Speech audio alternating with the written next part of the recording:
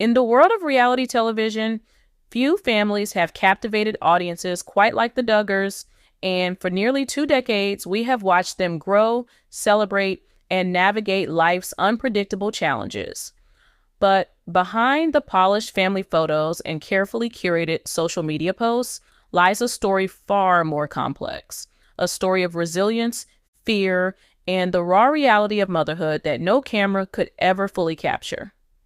Today, we are diving deep into a moment that shook the Duggar family to its core, a moment that reminds us all that even the most carefully planned lives can be upended in an instant, as we explore the terrifying health scare that left Jana Duggar, the eldest daughter of Jim Bob and Michelle Duggar, hospitalized in the wake of welcoming her first child, and the painful journey that led to a baby's fight for health. A story that isn't just another celebrity news headline, but rather a mother's story that deserves to be told with the depth and humanity it warrants.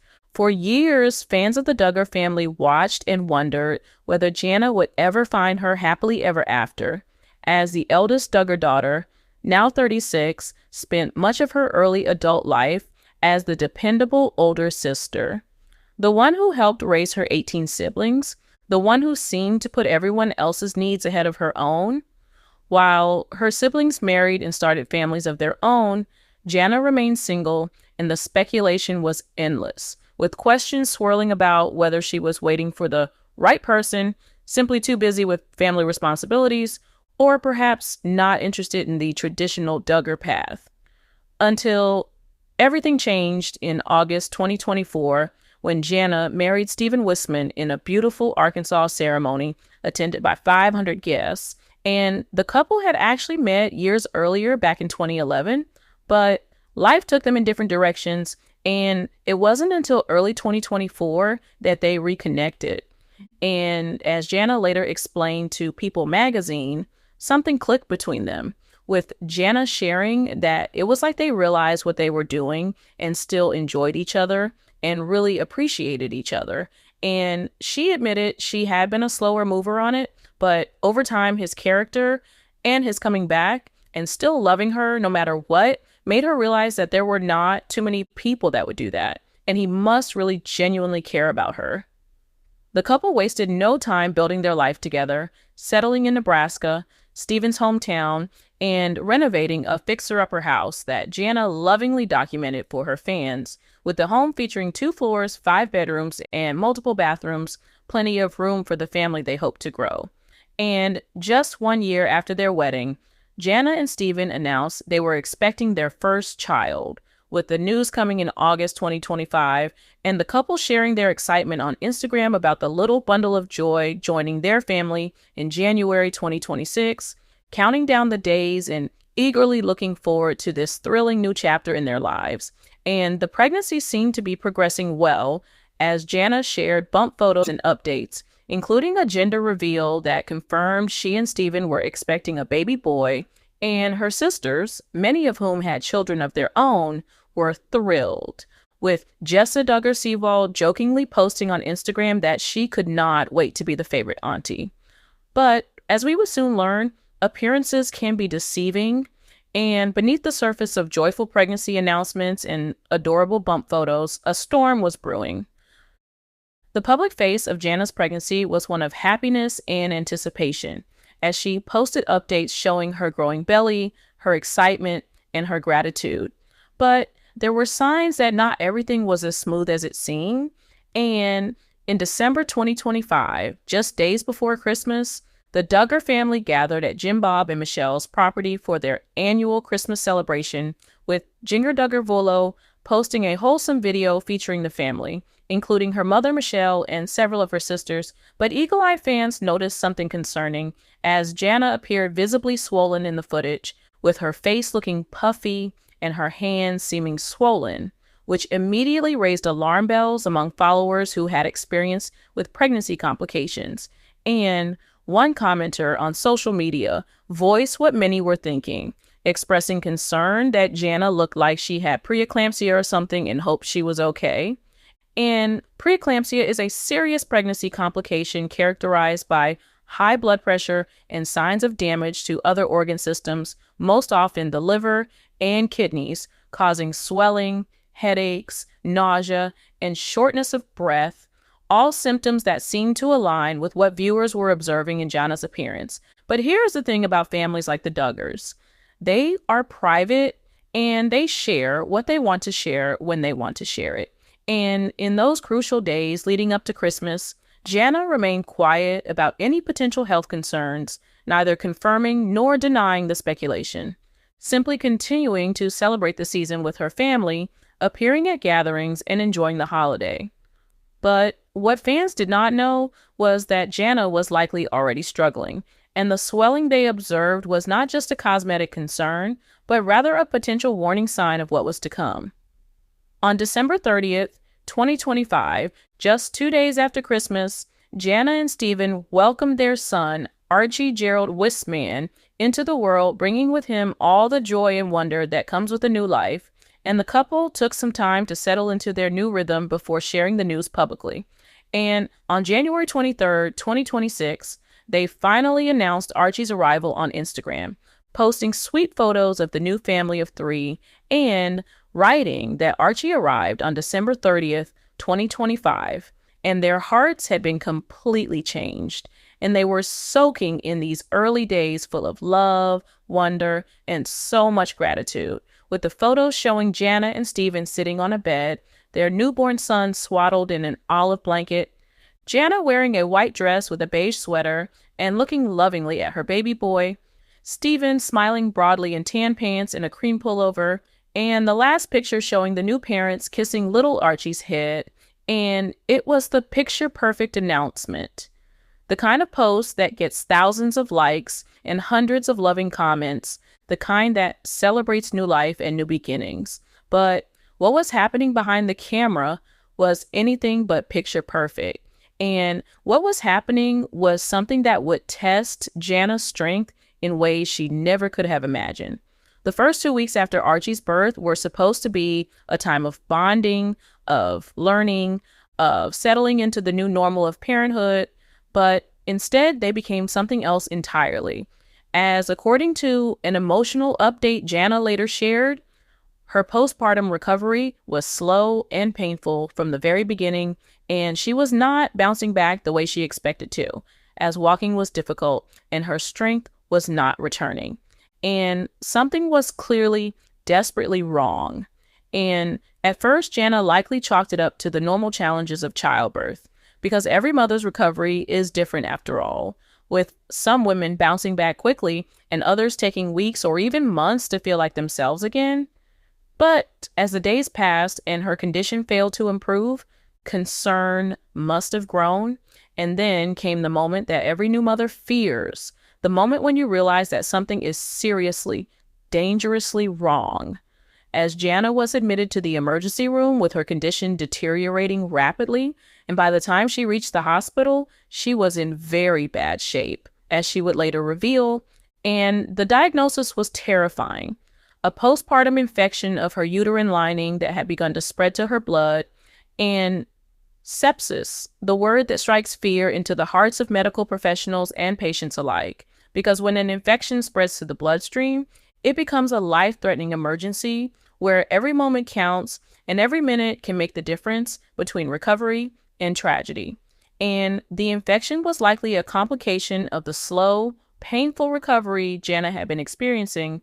And in hindsight, as she would later explain, everything made so much more sense because her body had been fighting an infection she had not even known she had.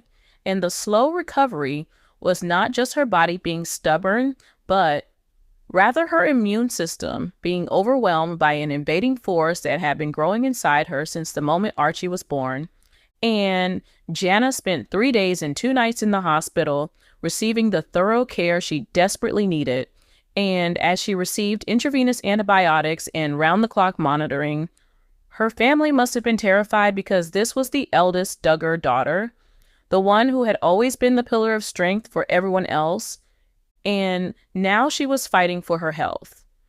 But Jana's story is not the only one that deserves our attention, because in the midst of Jana's health crisis, another Duggar sibling was facing a nightmare of her very own, as Joy-Anna Duggar, Jana's younger sister, had her own medical emergency to contend with. And in October 2024, Joy-Anna shared a harrowing account of taking her 1-year-old son, Gunnar, to the emergency room. And the story began like so many stories of sick children do, with Gunnar having a little cough and a runny nose, nothing too concerning, nothing that would normally send parents running to the ER. But then came the second day when Gunnar was laid down to bed, his parents expecting him to sleep through the night as any healthy toddler would. But a few hours later, everything changed as Gunnar woke up wheezing and struggling to breathe, with his tiny body fighting for air, and nothing his parents tried at home could help. So they rushed him to the ER, where doctors tried everything to avoid admitting him as a patient, giving him breathing treatments, administering steroids, and suctioning out his nose. But Joy-Anna wrote that his O2 levels were hanging around 90 to 95, which is not too low. But his breathing was really labored and too fast, with really heavy chest breathing. And for a parent, there are few things more terrifying than watching your child struggle to breathe, because every gasping breath and every labored inhalation is a reminder of just how fragile life can be.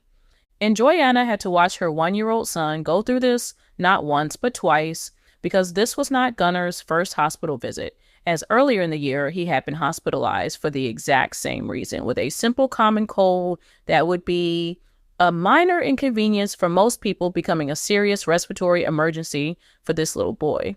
And Gunnar ended up spending 2 days and 25 hours on oxygen before he was finally able to go home. And the doctors who treated him suspect that he may have asthma, though he is too young to receive an official diagnosis. And for now, his parents can only watch, wait, and hope that each cold does not escalate into another hospital stay. And Joy-Anna and her husband, Austin Forsyth, took turns staying at the hospital with Gunnar and being at home with their other 2 children, Gideon and Evelyn, which is a balancing act that no parent should have to perform, dividing their time between a sick child in the hospital and the rest of their family at home. But it is a reality that many parents face, especially when dealing with a child's chronic health issues. The Duggar family has experienced more than their fair share of health crises, from premature births to chronic conditions, from hospitalizations to the constant worry that accompanies serious illness. And they have been through it all. And just consider the family's youngest member, Josie Duggar, who was born prematurely at just 25 weeks gestation and spent 6 months in the neonatal intensive care unit before she was healthy enough to go home. But even then, her health struggles were not over, because when Josie was 5 years old, she experienced a febrile seizure, a terrifying event captured on an episode of 19 Kids and Counting. And Michelle Duggar explained at the time that one of the little glitches for Josie is that if she runs a fever, she does have the tendency to have febrile seizures, and the fear of losing a child is something no parent should ever have to experience. But for families dealing with premature births, chronic conditions, and unexpected emergencies, that fear is a constant companion, always there in the back of your mind, always whispering, always reminding you that the unthinkable can happen at any moment. And the Duggars have also dealt with the health challenges of their extended family members, as Abby Duggar, wife of Jana's twin brother, John David, has experienced multiple hospitalizations during her pregnancies due to a condition called hyperemesis gravidarum, a severe form of nausea and vomiting that affects up to 3% of pregnancies.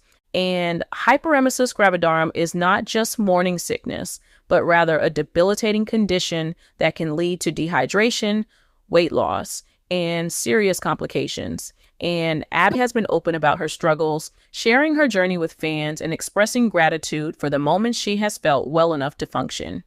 And then there is the ongoing health journey of Gideon, Joy-Anna's oldest son. And in a YouTube video, Joy-Anna revealed that Gideon has been struggling with counting and letter order. And he was evaluated by a dyslexia tutor who determined that the 5-year-old has a high probability of being dyslexic. And Joy-Anna explained that dyslexia is genetic and she has it on her side of the family, while Austin has it on his side. And it is not like a bad thing, but rather just different because they learn differently. And people with dyslexia use the right side of their brain more than the left.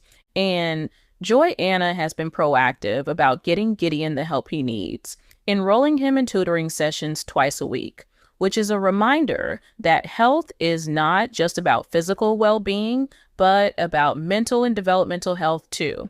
And for parents, it is about recognizing when your child needs help and being willing to advocate for them.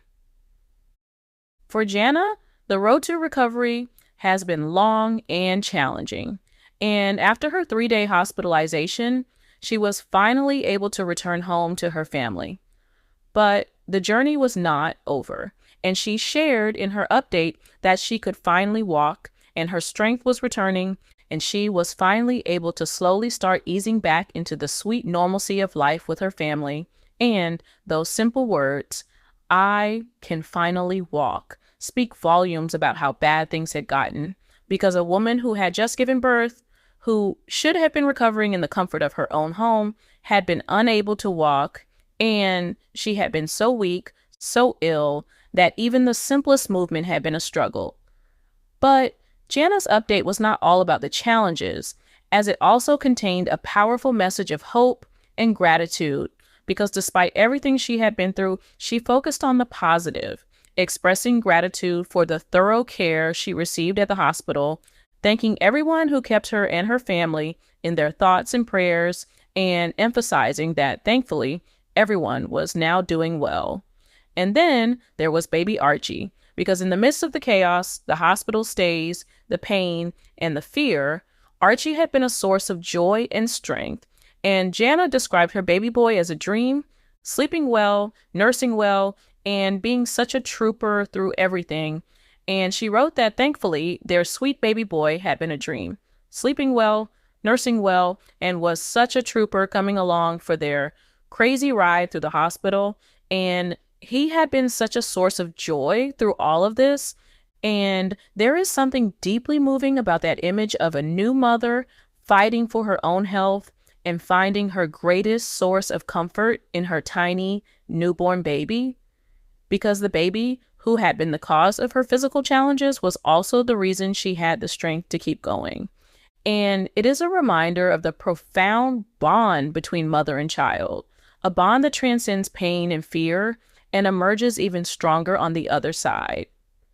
Jana's story is not unique, because every day, thousands of women around the world experience complications during pregnancy and childbirth, and postpartum infections, preeclampsia, hemorrhage, and other life-threatening conditions are far more common than most people realize.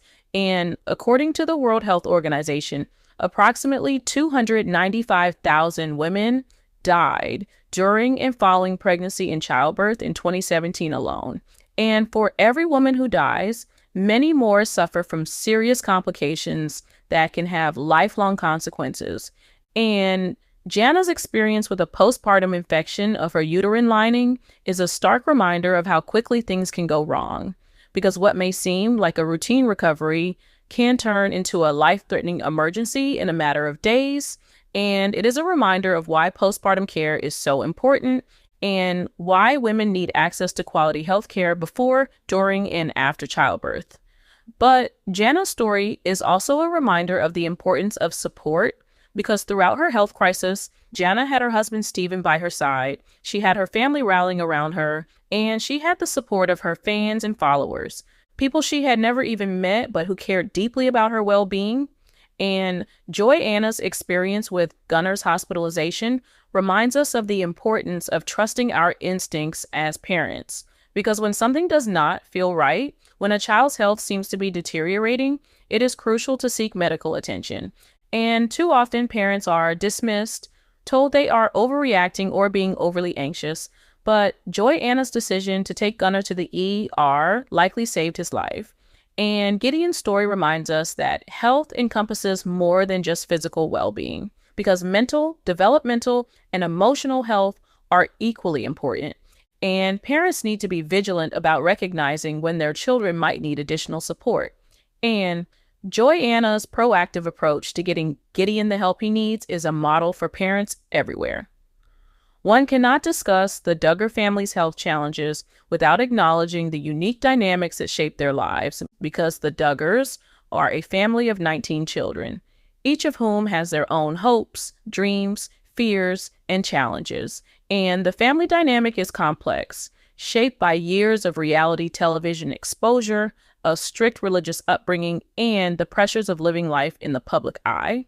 And Jana, as the eldest daughter, has always occupied a unique position within the family, as she was often portrayed as the responsible one, the one who helped raise her siblings, the one who put everyone else's needs first. And this role, while admirable, must have been exhausting, leaving little room for Jana to focus on her own needs, her own dreams, her own health.